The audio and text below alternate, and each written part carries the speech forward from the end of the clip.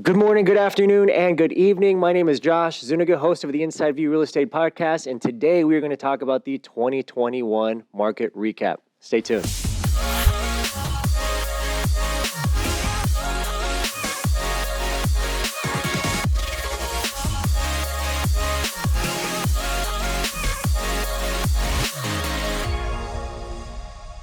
Good morning, good afternoon, and good evening. Guys, we are back. This is the Inside View Real Estate Podcast. I am one of your hosts, Josh Zuniga. I am with the fantastic Carl Freund. We're doing that again this season? We are doing this again. Right. We are bringing it back. It feels good to be back. Feels very all. good. Yeah. Like, we've been antisocial, I think. It feels like we've been doing a disservice to our audience here. Can't do that. Yeah, no, absolutely not. So you and I took a little break, from like November to December, here a little bit of January. We wanted to give our audience a little refresh, a little bit of time to actually soak in exactly what happened within the market here in 2021. But here we are in February 2022, and we have some stats for you guys. Yeah.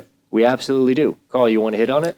Well, you got them in front of you, I think. I do have them in my front of you. I mean, right? synopsis, right? Yeah, But I mean, the market wouldn't. We're going to give you guys a stupid. synopsis of some of the key indicators of what 2020 was and 2021, and maybe even give you some predictions on what 2022. I think that's the most important thing we do. Which is probably the most important topic of what our conversation is going to be today, to give you as far as your information. So first, we're going to talk about active listings in 2021 versus 2020.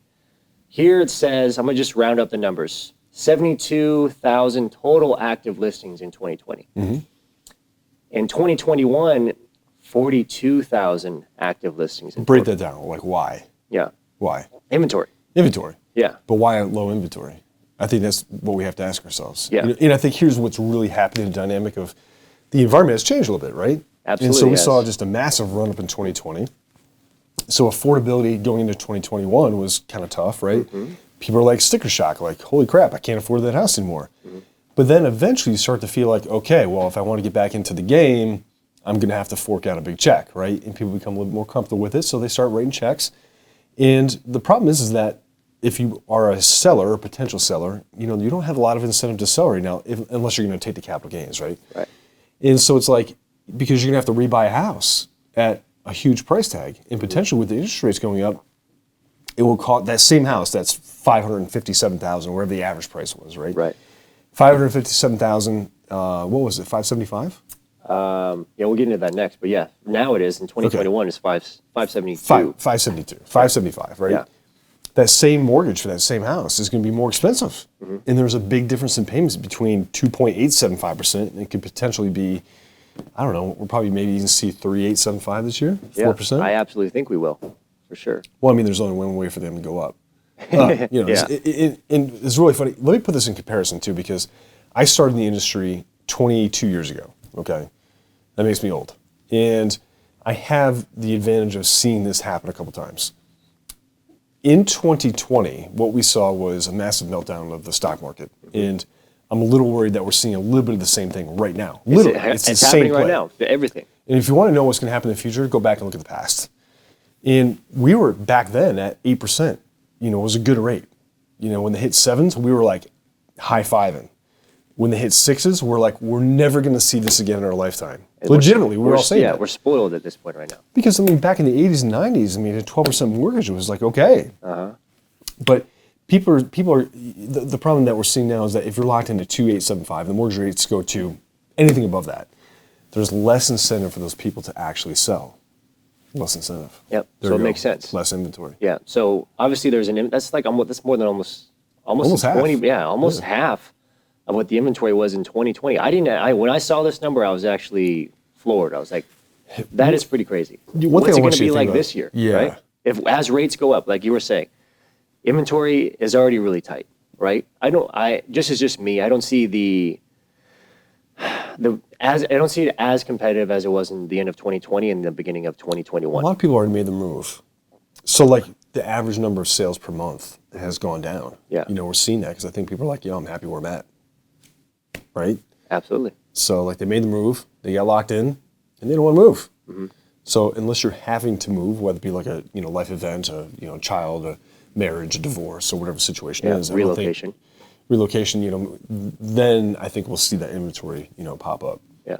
But that'll be the new norm.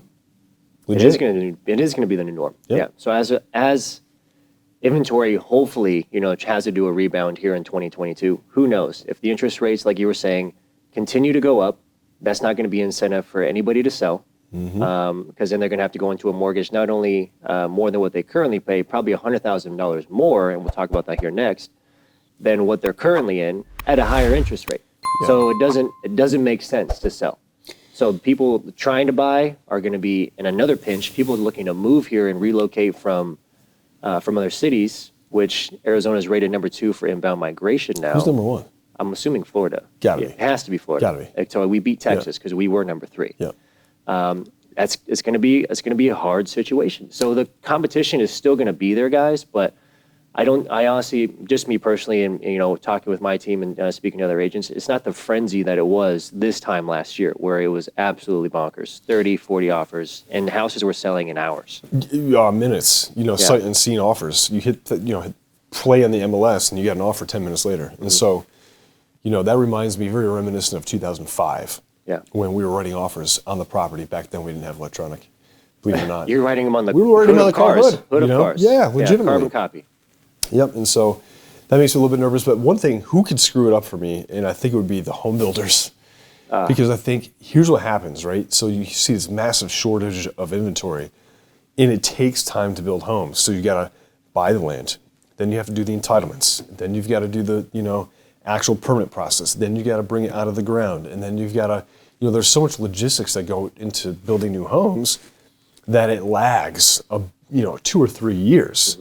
And so home builders just turn on the freaking afterburners, 2 years ago. Well, they're just starting to get ramped up. It takes time to start building that, that machine. Yeah. And so what I think is going to happen is that could, kind of equalize things a little bit for us. But again, where are new homes being built? In the outskirts. So you're going to see a lot of growth in places like Buckeye or Goodyear or, Tolleson or, even Florence. Never thought that was the thing. Casa Grande. Casa Grande. Blowing up. Would never even think of that, right? Like, Maricopa ain't happening. Yeah. But now, look at those cities, and they're really doing a massive amount of development. And so, I personally know, and you obviously know this, so Maricopa County, or Maricopa, the city alone, is supposed to double their population here within the next 3 to 5 years. Yeah, that is no absolutely doubt. insane. Buckeye being rated one of the fastest growing cities in the nation. Yes. They just got approved for a new huge master plan community. I think it was like 30,000 homes, something of the sort.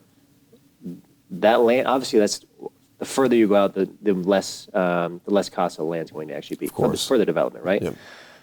But like you were saying, this lag time, I still don't even think what the builders are trying to do and catching up with that process, they're still running into too many issues with logistics for materials. That's not keeping them, really afloat. Labor too. Yeah, labor's a big one.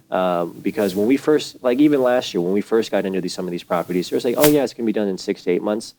I have builders saying 14 to 24 months now. They actually started leaving off the close date. On the contracts? Yeah, I've seen that. I haven't seen that one yet, but it would not surprise me. I've seen a few times now where they just literally are like, yeah, it gets done when it gets done. Good luck. Yeah. Sign here. Lock in your price. Guys, if you honestly do it, if you're looking to do a new build, let's talk, because there's plenty of builders out here that are looking to lock you in at this price. You can get you this rate. Yep. We can keep on going. Yep. Okay? But let's move on to, I feel like this one is probably the main one that I really like to get into and discuss, is the average sales price for Maricopa County. Okay? At the end of 2020, the average sales price was $442,000. We are now up $130,000 to $552,000. That is absolutely insane. Okay, and that's just for Maricopa County as a whole. Granted, we have Paradise Valley and Scottsdale that obviously spike up those numbers that are included in that. But even just for the general population, to go up $100,000 in any city is pretty remarkable. So what does that say for your average buyer, your first-time home buyer? They're priced out. It's going to hurt. Priced out. It's going to sting, right? It's going to sting because there's a lot of individuals coming out of college, maybe work in the workforce for 2 or 3 years. Their goal is always to own a home. But if you're coming out of college making $50,000, $60,000, $7,000 a year, I was like, what is the likelihood to pay for your car, pay for your insurance, pay for your health insurance, pay for your bills, pay for utilities? On top of that, to have a mortgage of $400,000 to $450,000, maybe even $500,000 in 2 to 3 years. Oh, for sure. What's the likelihood of home ownership? And my honest opinion, the quote unquote American dream of homeownership is going to be fading as these years go by. If the market keeps going where it is going, that's going to be not a reality. I would 100% Sad to agree say. with that. Sad to say, but Well, you're seeing a lot of institutional investors come in and buying all those single-family homes. yes. Yep. And so America will soon be a build-to-rent model. Build-to-rent. Yep. And that's what we do. We do development. Full disclosure, we do development. Right? Yes. That's and what are we building? Build to rent. Build to rent. In Buckeye. In Buckeye. Yep. Yeah. And that's honestly where it goes, guys. Like, so if that happens and, an individual looking to buy a single family home, what are their options at that point in time, right? So I think that the condo and the townhouse market is going to be seeing a definite spike. Has to. It has to, because these individuals can't even afford single family homes. But this is where you run into another pinch.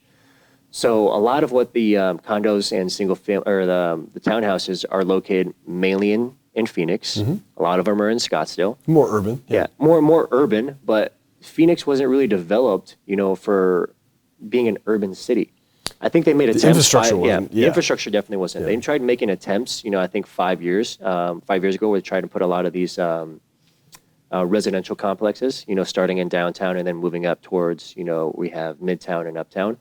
But it never really saw it took off. The multifamily for apartments took off significantly. Massively. Yeah. Significantly. A lot of units built. A in the last lot 5 of units. years. Why? A lot of Because units. the investors know and they make their predictions 3, 5, 7, 10 years out, and what cities are actually going to be seeing this kind of population growth.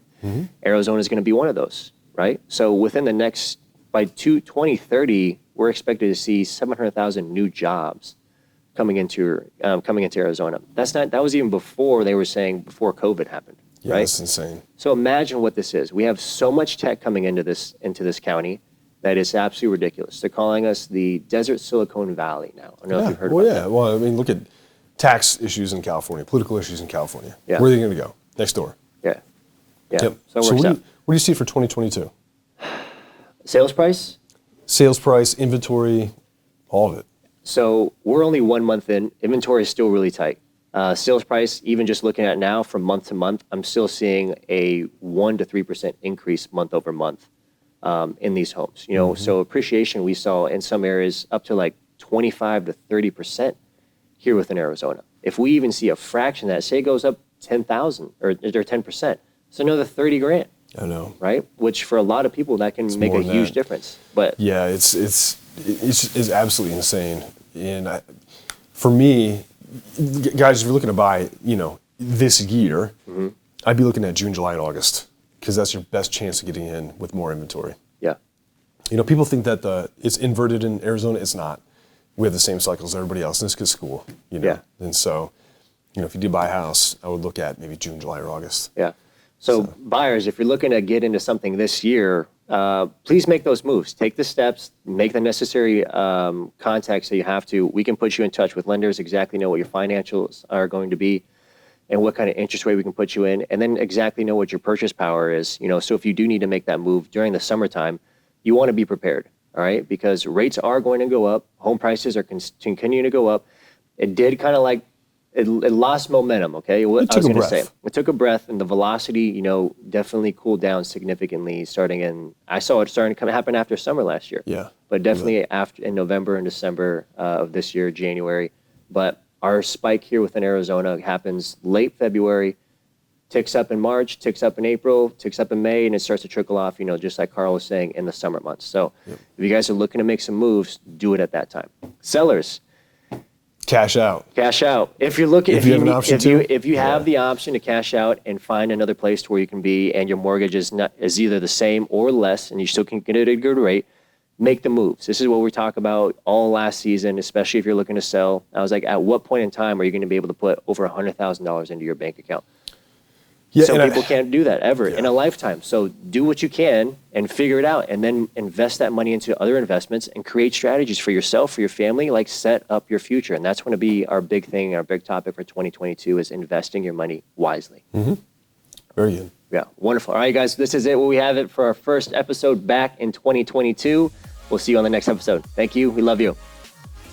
Hey guys, thank you for tuning in for another episode. If you found any value in anything that we shared to you today, make sure you like, share, subscribe. We have tons of other content, but we want to make sure you get supported on this channel. But we love you, and we'll see you on the next episode.